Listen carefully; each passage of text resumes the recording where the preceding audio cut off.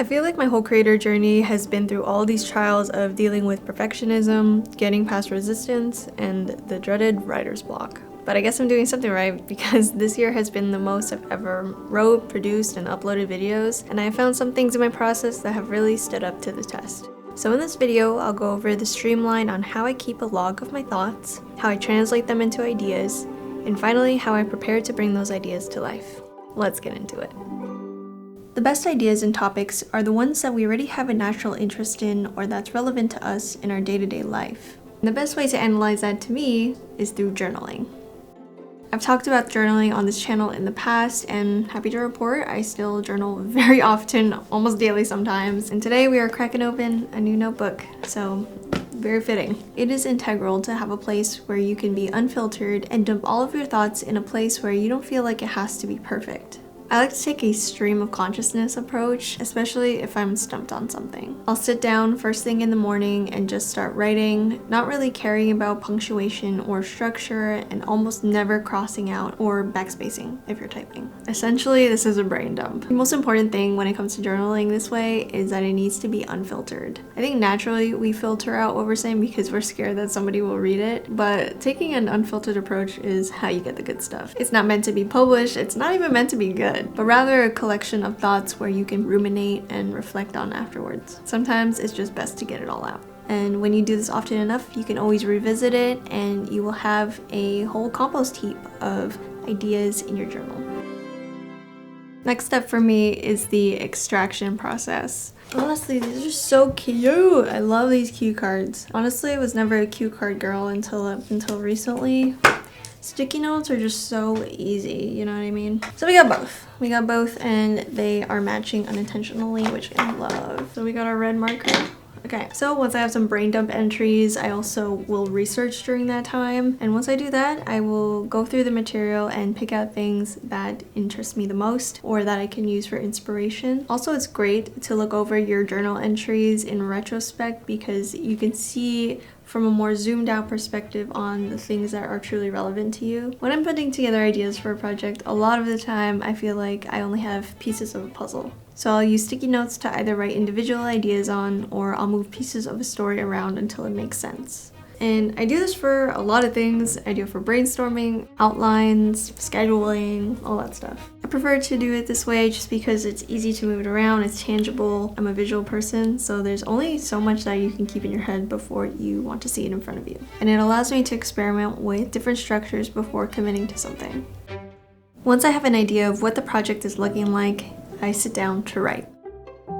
I usually script in Apple Notes, which is kind of insane to some people. I also like it syncs to my phone when I'm typing out whatever project I'm working on, whether that's an outline or a script. I'm always doing drafts, work in drafts, people. Every time I add something new, I start a new document, I save the earlier draft. It is just good practice in case you want to revisit an earlier draft. Perfectionism truly used to be such a pain point for me, and it often prevented me from getting things done in the early days of creating. And a huge part of my creative journey had been about learning how to get over resistance, which is essentially why a lot of us procrastinate.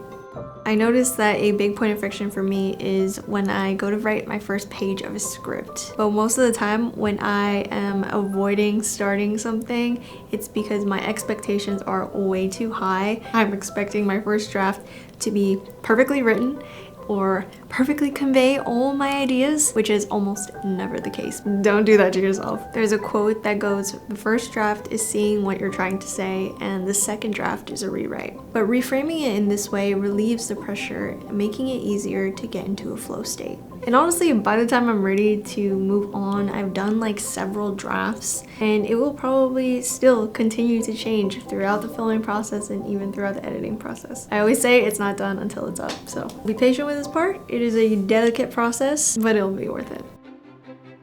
So once I have my script, now it is time to prepare to bring it to life. Arguably, this is the most important part of the process for me, also known as pre-production. And if you are looking for a platform to do pre-production on, then you might be interested in a free app called Milanote. They're a sponsor of today's video, and if you've never heard of them, then I am about to put you on. Every filmmaker I know uses Milanote. If you are a creator, filmmaker, writer, designer, or even just a hobbyist, Milanote is a platform for all your creative project needs.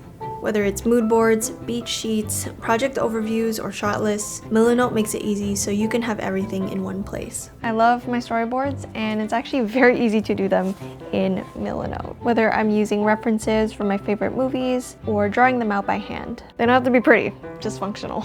Milanote allows you to organize your ideas in a way that makes sense to you. You can add photos, videos, music, tables, and drawings, all with an endless space to envision your project.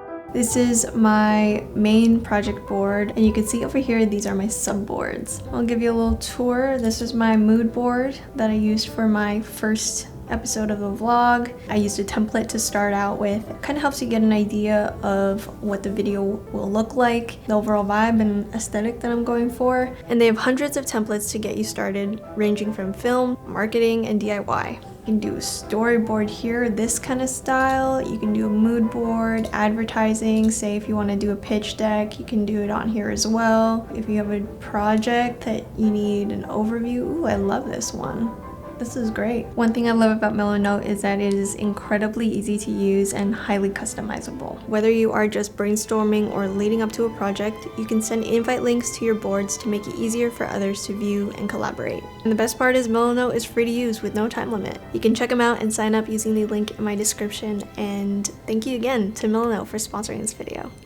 So I hope this helped, or at least gave you an insight on ways you can organize your ideas, from brain dumping all the way to getting ready to film. And if you do some of these things, I promise filming will be the easy part. There is so much to be said about the process of putting something out into the world, and ideation and writing just happen to be one of my favorite parts of it. Truly, it is where you find your voice, and a good story will always beat everything else. If you like this video, then don't forget to subscribe. You can find me on Instagram at lifeofriza, and thank you so much for watching.